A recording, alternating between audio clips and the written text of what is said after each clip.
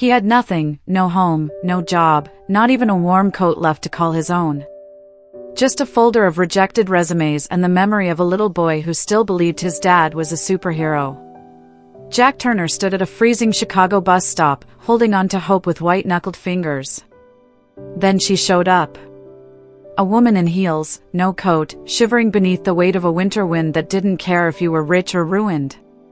Most people would have looked away. But Jack didn't. He took off the only protection he had against the cold and draped it over her shoulders like it was nothing. What he didn't know. That woman was Natalie Shaw, a billionaire CEO on the cover of Forbes. And that single act of kindness? It was about to change everything. He didn't give her the coat to be noticed. He gave it because that's who he was, a man who still chose compassion even when the world had forgotten him. But Natalie? She didn't forget. And by the time she found him again, Jack was no longer just the man who gave away his jacket, he was about to become something much more. Chicago was cruel in winter, like it wanted you to remember every mistake you'd ever made, every comfort you'd lost. The wind didn't just blow. It howled. And tonight, it sank its teeth into the city with no intention of letting go. Jack Turner pulled his fraying hoodie tighter as he stood under a flickering bus stoplight on West Monroe Street. The bulb buzzed like a dying firefly, casting jittery shadows over the slush-covered sidewalk. Jack's boots, two different brands, both cracked and soaked, squished slightly each time he shifted his weight. He had learned not to stay still too long. Stillness meant thinking. Thinking meant remembering. And remembering, that hurt too much. Inside the worn folder clutched to his chest were 5 resumes, each one sent out with a prayer, each one returned with silence. Once, Jack had been someone. A structural engineer who could walk onto job sites and spot a bad weld from 30 feet. A husband. A father. A man with a plan. But life had a way of peeling those titles off one by one, like paint on an old house left out in the rain. Now, at 48, he was none of those things. Just a man on a bus stop bench, hoping tomorrow wouldn't be colder than today. The time on the neon pharmacy sign across the street blinked 8:47 p.m. No bus in sight. No soul around. Just the occasional whir of a cab splashing through a puddle. He let out a breath, watched it fog and fade, and leaned back against the icy metal pole. And that's when he saw her. She came from the opposite corner, heels clacking against the pavement, her thin blouse already soaked at the shoulders, hair matted from the sleet. No jacket. No umbrella. Just a look in her eyes like she had miscalculated how brutal the cold could be. Jack blinked. She didn't belong here. Not dressed like that. Not walking through this neighborhood at this hour. She stopped under the same awning, arms wrapped tight across her chest, visibly trembling. He didn't say anything. Didn't want to make her uncomfortable. But he couldn't help but glance her way. She was mid-30s, maybe younger, with the look of someone who worked in a high-rise, someone who didn't normally have to wait for a bus. She was breathing quickly, her fingers white and stiff as she rubbed them together for warmth. Jack looked down at his own coat. If you could call it that.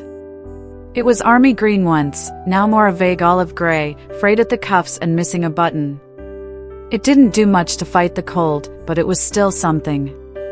The only thing between his skin and frostbite. He could have stayed quiet. Most people would. Look away. Pretend they didn't see the woman shaking beside them. That's what the city taught you, don't get involved. Keep your head down.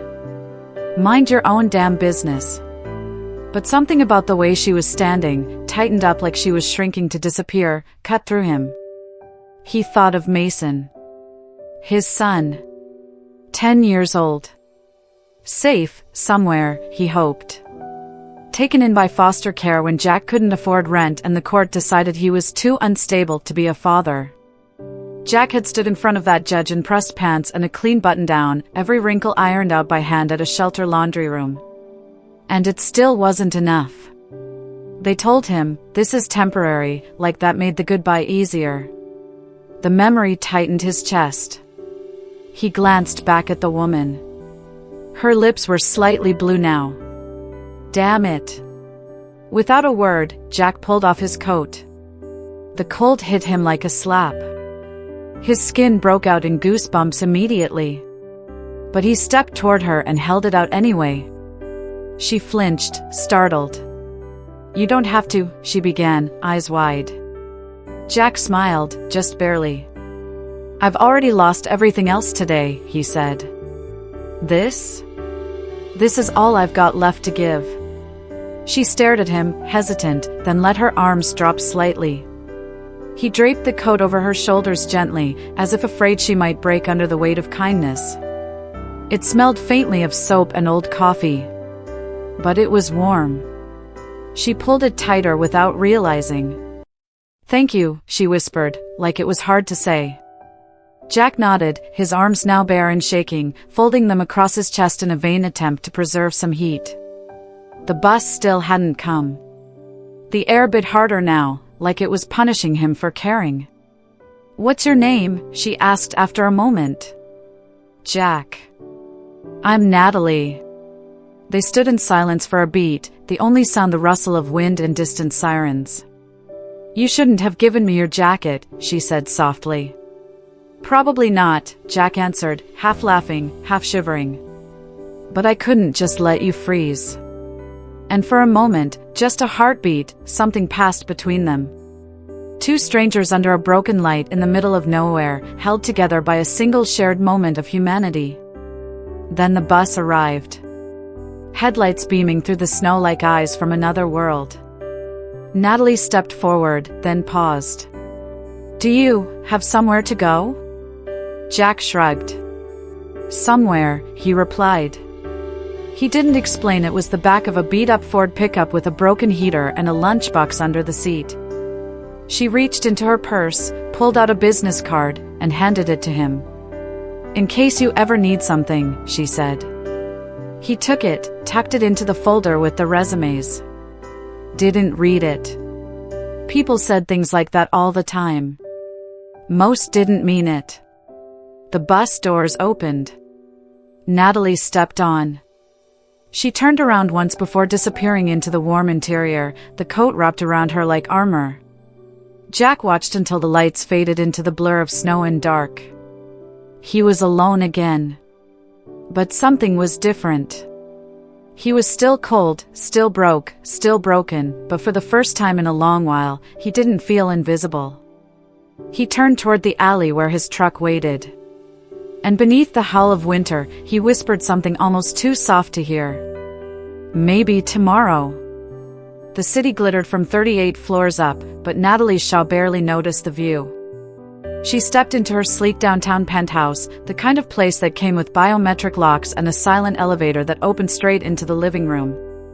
Floor-to-ceiling windows wrapped around the space like a glass crown, but the chill in her bones had followed her inside. The coat, still damp and too large for her frame, clung awkwardly to her body. She hadn't planned on taking it. Honestly, she'd tried to refuse. But the look on Jack's face, tired, kind, almost resigned, had disarmed her. And now, in a room filled with minimalist furniture and custom lighting, she stood like a stranger in someone else's life, wearing a stranger's coat. She slid it off slowly, her fingers tracing the edge of the worn collar. The fabric was rough, but it smelled faintly of something warm and lived in. Not cologne or perfume, but soap. Coffee. Time. She was about to hang it on a chair when something crinkled inside the lining. Curious, she reached into the inner pocket and pulled out a folded, smudged piece of paper. It wasn't money or ID. It wasn't a note. It was a child's drawing. 2 stick figures. One taller, with long arms, labeled Dad. The smaller one beside him had wild hair and a crooked smile. They stood under a lopsided yellow sun. Between them, a red heart floated like it had nowhere else to go. At the bottom, in shaky, uneven handwriting. "I love you, Daddy. Mason." Natalie froze. For a moment, the silence in the apartment was deafening. All the ambient comfort, the software of climate control, the buzz of hidden speakers, faded beneath the rush of blood in her ears. She sat down on the edge of her pristine leather sofa, the coat still in one hand, the paper in the other, and just stared at the drawing. It wasn't the drawing itself that undid her. It was the weight of it. The fact that this man, this stranger, had carried it in the one piece of clothing he owned worth anything. That in the middle of winter, in the middle of heartbreak, he still carried love in his pocket like it was a compass. Like it was the only thing keeping him from falling apart completely. And he'd given that coat to her. Something broke. Not loudly. Not dramatically. Not like glass crashing to the ground. It was quieter than that. Softer. Like a wall inside her cracked open just enough to let the cold in. And the truth. Natalie Shaw, 36, CEO of Viridian Technologies, the youngest woman ever to take a startup from seed funding to IPO in under 5 years, was crying. Not because she was sad. But because for the first time in, she didn't know how long, someone had reminded her of something she thought she'd buried for good. She wiped her cheeks with the back of her hand and stood slowly. Her reflection caught in the dark glass window. She barely recognized herself anymore. Once upon a time, she'd been that kid sitting on the icy church steps in Indiana. 12 years old. Alone. Shaking. Abandoned by a foster family who promised to care. Hungry. Cold. Invisible. And then, out of nowhere, a man with a gentle voice and worn boots had stepped out of the night.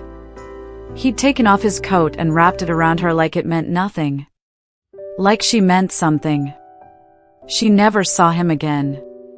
But he had saved her. Not with money. Not with power. With presence. With one simple act that said, "You matter." Tonight. Jack had done the same. Not knowing who she was. Not knowing her name. Not asking for anything in return. Just giving. Her hands trembled slightly as she picked up her phone. "Rachel," she said when her assistant answered, voice clipped with sleep. "Yes, Ms. Shaw? I need you to find someone." A pause. "At this hour?" Natalie stared down at the drawing again. "Yes. His name is Jack Turner. He was at the Monroe and Clark bus stop around 8:45 p.m. No last name. No address. He gave me his coat." Rachel didn't respond right away. Then softly, "I'll see what I can do." Natalie hung up and turned back toward the kitchen. She poured herself a glass of water, but didn't drink it. Her eyes kept drifting back to the coat. And the drawing. She placed them side by side on the coffee table like artifacts in a museum. How long had it been since something shook her like this? Not a market crash. Not a corporate betrayal. Not even the lawsuits or press scandals or merger wars. Those things hit hard, yes, but they never made her feel anything real. This was real. She sat again. The weight of the room pressing in like gravity. She remembered what Jack had said, his voice tired, but steady, "This is all I have left to give." And he gave it anyway. To a stranger. Natalie picked up the drawing and held it to her chest. Somewhere out there was a man sleeping in a truck. A father. A human being who had nothing, but still chose to give.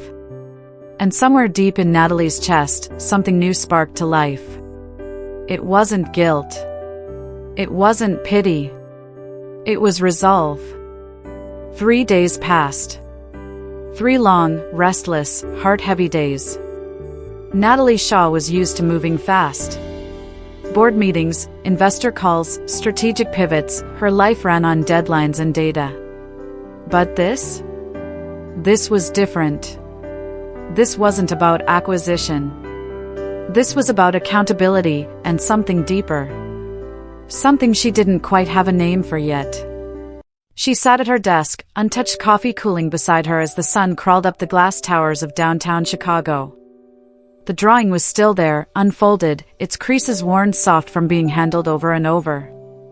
Every time she looked at it, something in her chest ached. She rang the small silver bell on her desk. Rachel entered almost immediately. "You found him?" Natalie asked, voice low but steady. Rachel nodded. "We had to get creative."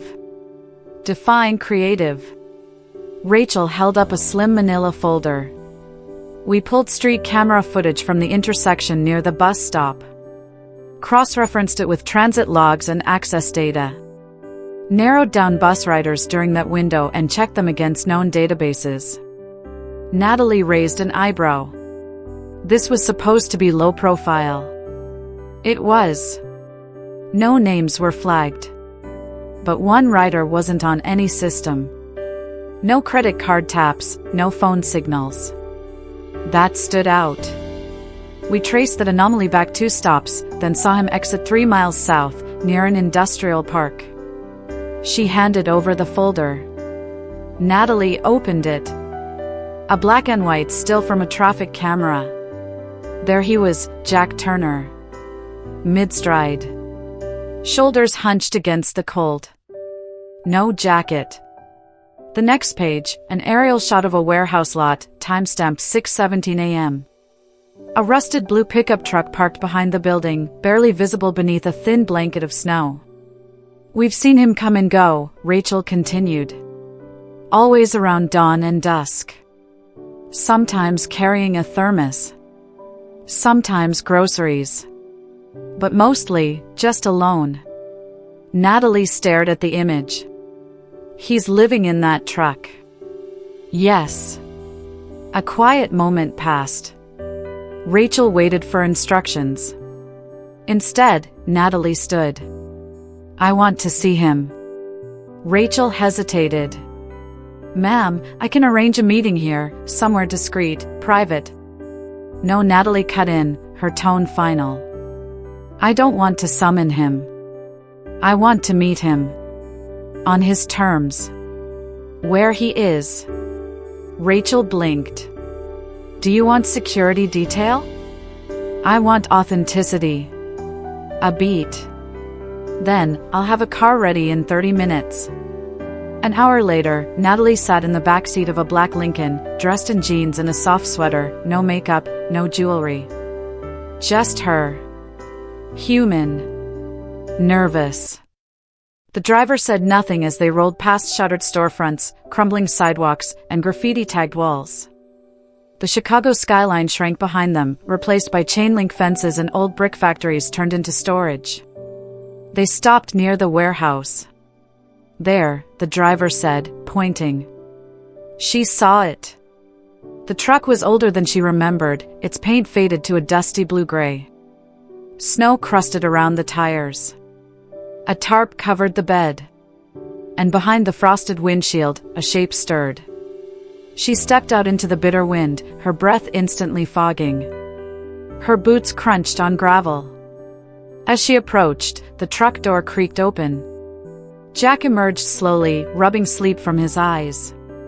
His face was weathered, beard unkempt.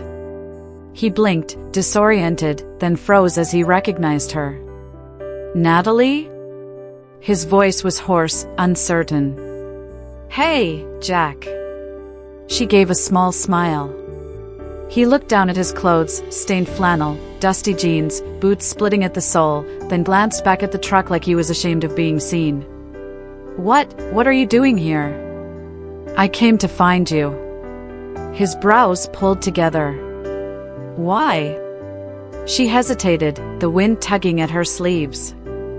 "Because I couldn't stop thinking about what you did. About who you are."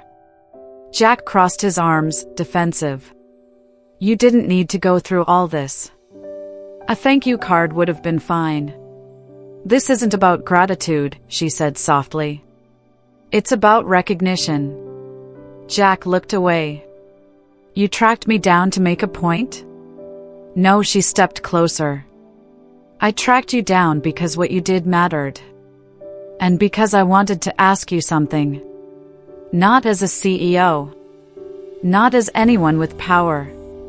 Just as someone who was changed by a single moment of kindness. He said nothing. For a long second, the only sound was the wind howling past the corners of the building. Then she added, gently, would you come with me? Just for a bit. I want to show you something. Jack looked toward the truck. I have a shift in 2 hours. Moving crates at a shipping dock. I spoke with your supervisor, Natalie replied. Told him you had an interview. Jack let out a short, dry laugh. I don't have an interview. You do now. For the first time in days, a small smile tugged at the corner of his mouth. You really don't give up, do you? No, she said. I don't. He stared at her for a long beat, searching her face for strings, for lies, for pity. He didn't find any. He grabbed his backpack from the truck and nodded. All right then. Let's see what this is about. The building rose like a monument to ambition, Viridian Tower. 42 stories of polished chrome, glass, and power. Jack had never been in a place like this. Not even when he was still an engineer. Now, walking past the marble columns and abstract sculptures in the lobby, flanked by security guards in tailored suits, he felt every worn seam in his flannel shirt. Every callus on his hands. Every layer of dirt under his nails. He glanced sideways at Natalie. She wasn't saying much. Just walking beside him like this was normal. Like bringing a homeless man into one of the most valuable tech companies in America wasn't going to raise every eyebrow in the building. They stepped into a private elevator. I don't belong here, Jack muttered, eyes fixed on the glowing floor numbers. Natalie looked over. You belong more than most people I've seen in this building. The elevator dinged. 5th floor. A quiet conference room with floor-to-ceiling windows and city views that stretched into forever. Jack sat at the long table, hesitant. Natalie placed a folder in front of him and sat across from him. He opened it. Inside was a typed proposal. His name was at the top. I don't understand, he said after a moment.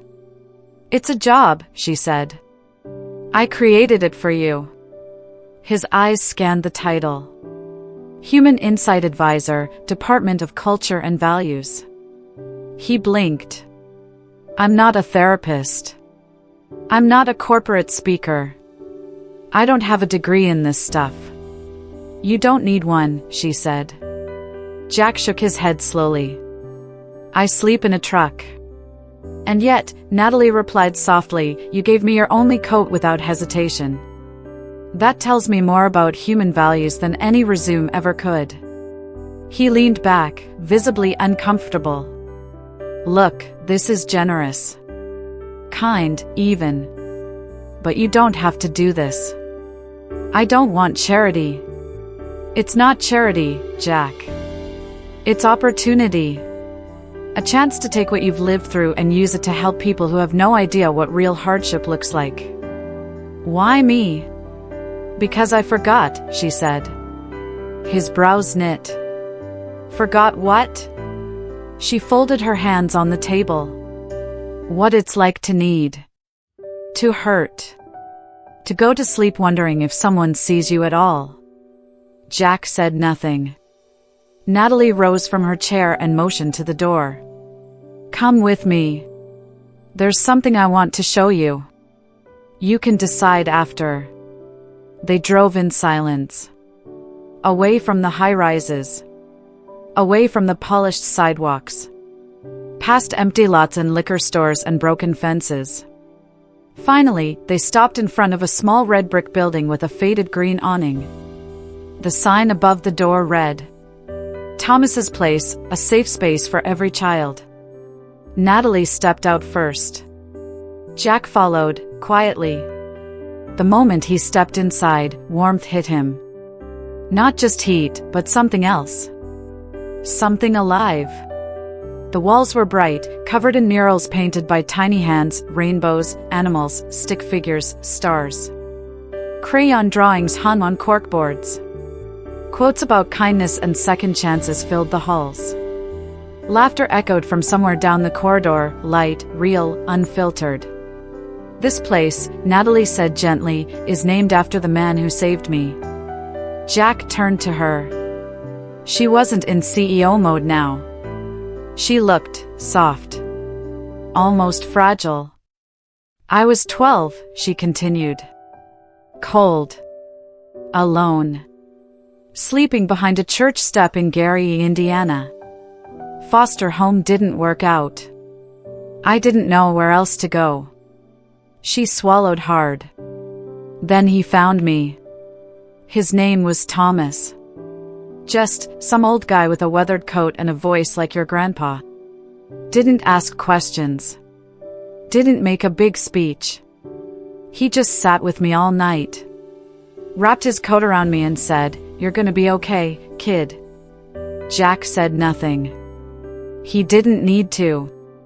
The air between them was already filled with unspoken understanding. "I never saw him again," she added. "But that one moment, it was the first time I felt safe. Like I wasn't invisible." She looked at him. "And last week, someone else did the same thing." Jack's voice cracked. "I didn't know who you were. That's why it mattered." They walked into a playroom. Dozens of children, volunteers, toys, and handmade posters. A teenage boy read to a younger girl on a beanbag. A volunteer helped a kid tie his shoe. One little boy ran by them laughing so hard he hiccuped. Jack watched, motionless. "This is why I built this place," Natalie said. "Because Thomas saw me. Because someone believed I was worth saving. And now," she turned to face him fully, "now I want someone like you to help me remind others what it means to care." Jack's throat tightened. "This job," she added, "isn't about reports or board meetings. It's about people. You'd be our compass. The one who keeps this place, this company, connected to what matters." He blinked, looking at the room again. The drawings. The kids. The heart. His voice was barely above a whisper. "You really think I can do that?" Natalie looked at him and said the words that cracked him open. "You already did." The first day Jack walked into Viridian Tech as an employee, he wore a second-hand blazer that didn't quite fit, a button-up shirt borrowed from a shelter locker, and shoes he'd polished by hand with an old toothbrush. There was no ribbon cutting, no cameras, no LinkedIn post. Just a quiet meeting room on the 5th floor with half a dozen skeptical department heads who weren't sure what to make of this new position the CEO had created out of thin air. Natalie introduced him plainly. "This is Jack Turner. He's here to help us build something more meaningful than just profit."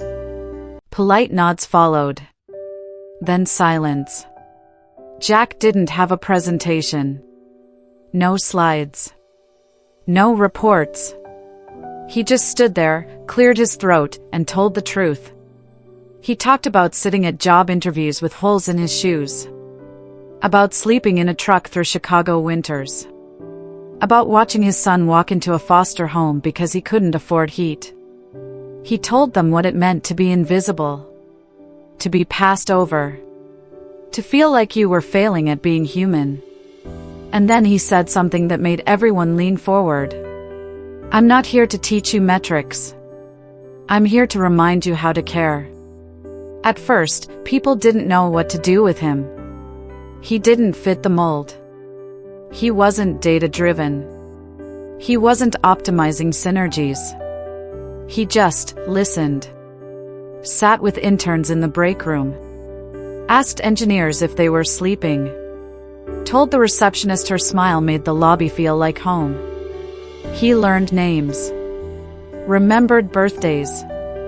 He noticed when people looked tired or distracted or off, and he asked, gently, "Are you okay?" And people started talking. Not right away. But slowly, over weeks. A junior developer stopped by his office one day, a small corner space filled with second-hand books and a stubborn pothose plant that refused to die. She didn't want advice. She just needed to cry. Jack made her tea, handed her tissues, and said nothing until she was ready. She left saying, "Thank you for not trying to fix it." He smiled. "You're not broken." Another time, a manager confided that he felt like a fraud every day. Like they're going to figure out I don't belong. Jack had laughed softly. "Then you're probably doing something right. The people who care always feel like imposters. The ones who don't, they never wonder." Word spread. Jack became something Viridian hadn't had in years, a soul. He didn't lead with logic, he led with heart. And something strange happened. Productivity went up. Because people weren't just working harder, they were working with meaning. Turnover went down. Because suddenly, the office didn't feel like a machine. It felt like a community. And Natalie watched it all. From her corner office, she saw how conversations changed. How people started walking a little slower through the halls, not out of laziness, but because they wanted to connect. How break rooms filled with laughter again. How even boardroom meetings became less about profit margins and more about people impact. Jack wasn't just shifting culture, he was healing it. He ran workshops on resilience, but they didn't sound like typical HR slideshows. They were stories. Real ones. Stories of failure, love, grief, small victories. He didn't preach. He didn't pretend to have answers. He just told the truth. One of his quotes ended up taped to half the office doors. "You're not weak because you're tired.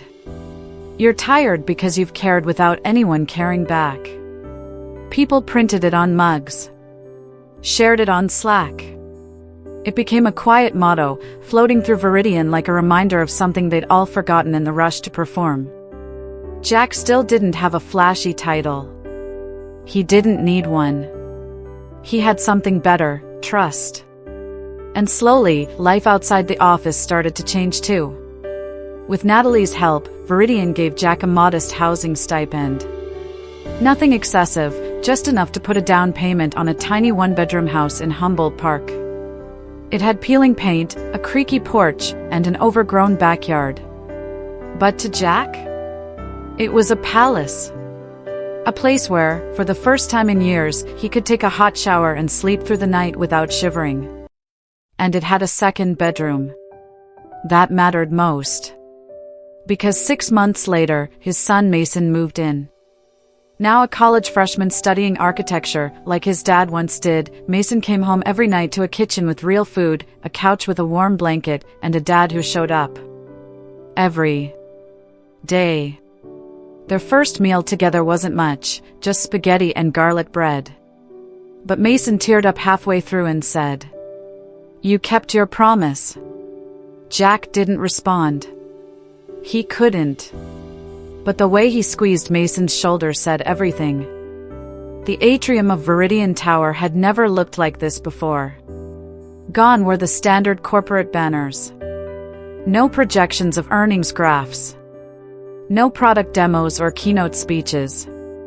Tonight, the glass-walled space had been transformed, strings of warm Edison bulbs hung from the ceiling like fireflies, white drapes softened the steel architecture, and soft piano music played under the quiet hum of anticipation. On the far wall, in elegant lettering, a banner read, "One Kindness Day." Hundreds of employees filled the room. From interns to VPs. Many brought guests, families, friends. Not for networking, but because something real was happening. At the center stage, Natalie stood beneath a soft spotlight, microphone in hand, her voice gentle but steady. A year ago, she began, I stood alone at a freezing bus stop, completely unaware that my entire life was about to change, not because of a business deal, or a lucky break, or some brilliant innovation, but because of one man. A hush fell over the room. He didn't know who I was. He didn't ask for anything. He just saw someone suffering and gave the only thing he had left, his coat. She turned slightly. On an easel beside her sat that coat. Frayed at the cuffs. Faded green. Threadbare and small. But behind the glass frame, it looked almost sacred. Gasps rippled through the room. Some people had heard the story in pieces. Others had no idea. But now they stared at that worn jacket like it was a monument.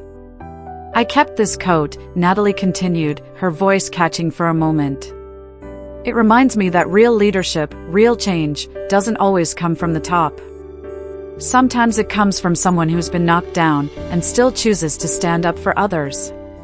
She reached into her pocket and pulled out an envelope. "This," she said, "belongs to him."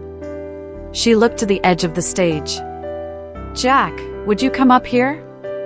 Jack stood slowly from his seat near the back. He wore a plain black suit, borrowed, but pressed with care. His hands trembled slightly as the room erupted into applause. Not polite clapping, but thunderous recognition. From the entire building. From the lives he'd touched.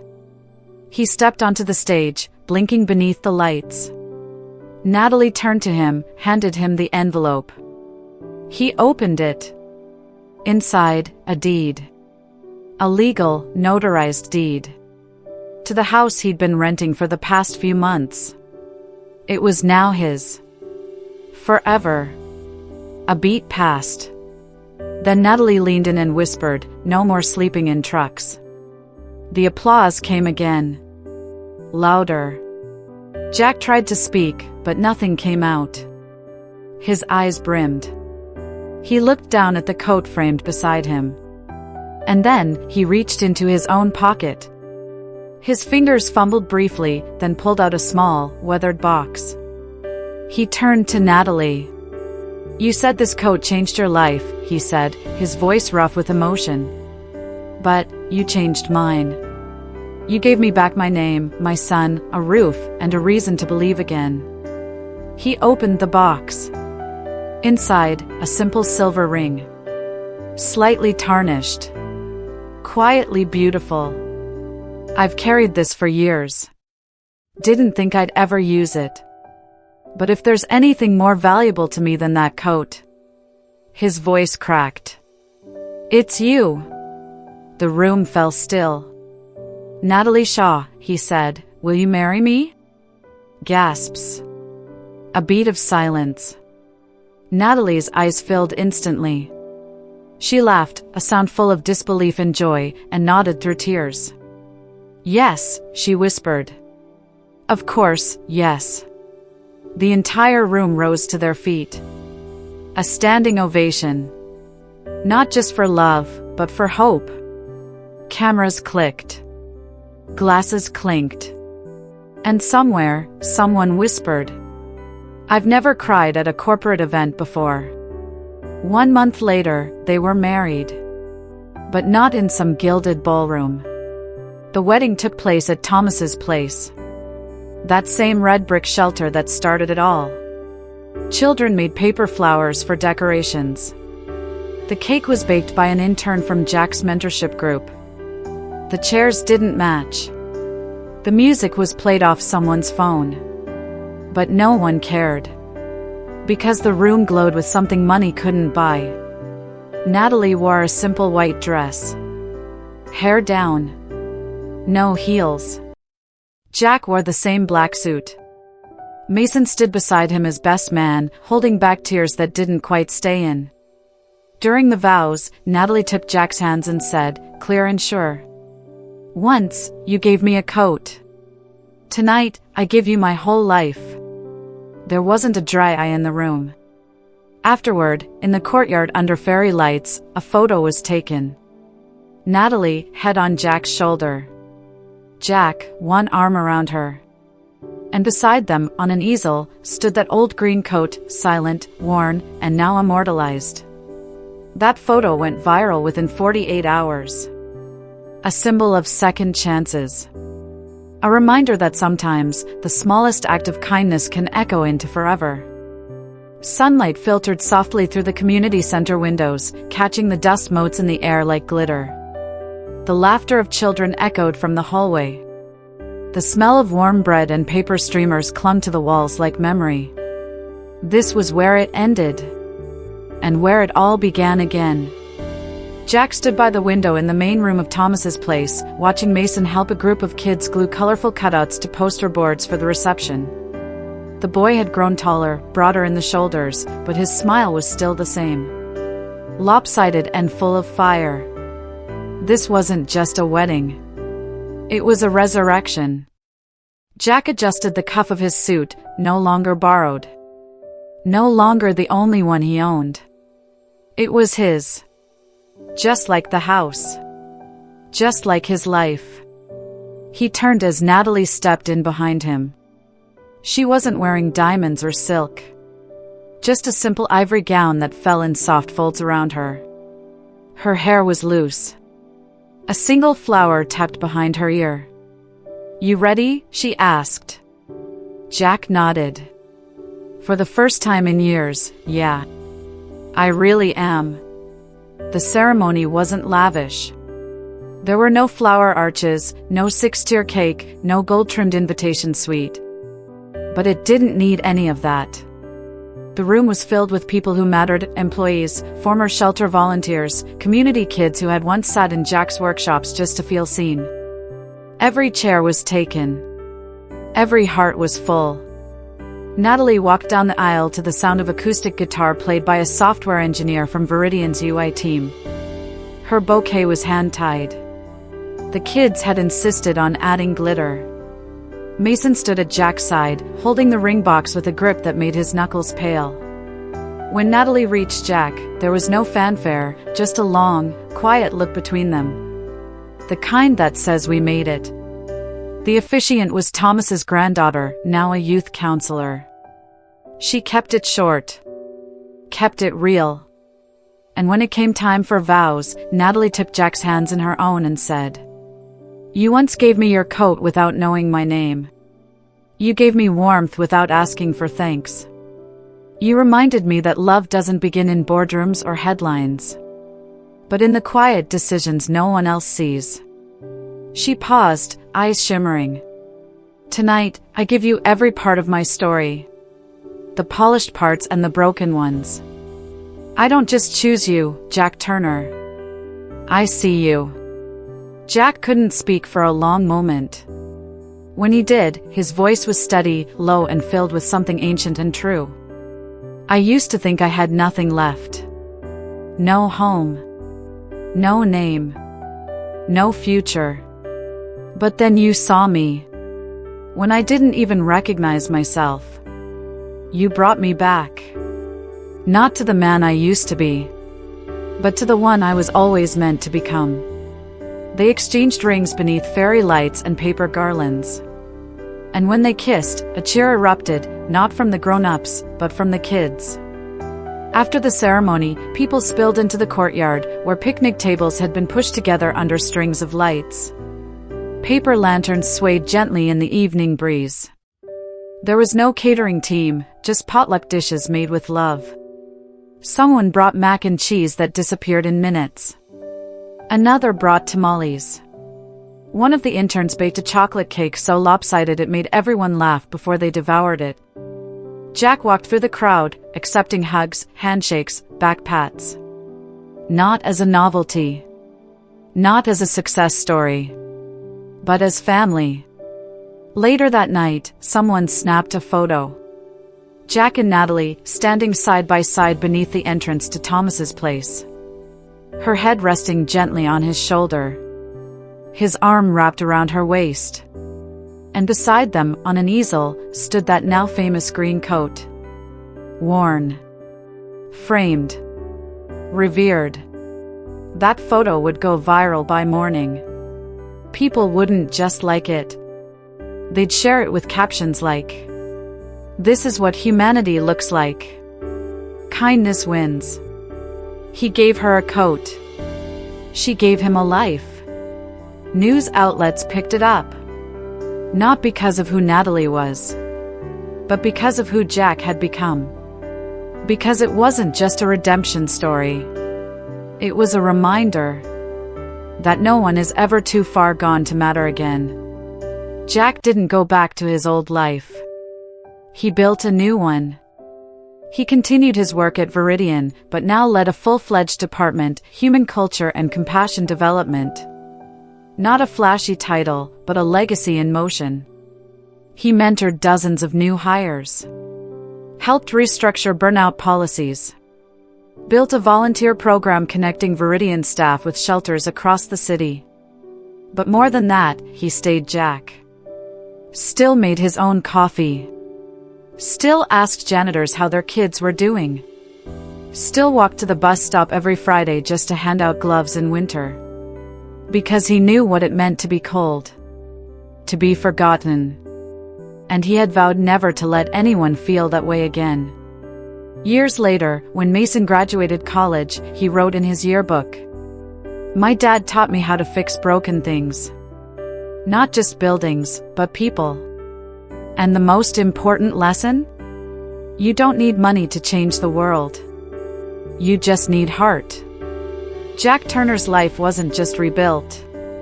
It was reborn. Because of one coat. Because of one moment. Because of one choice to care when no one was watching. And that made all the difference.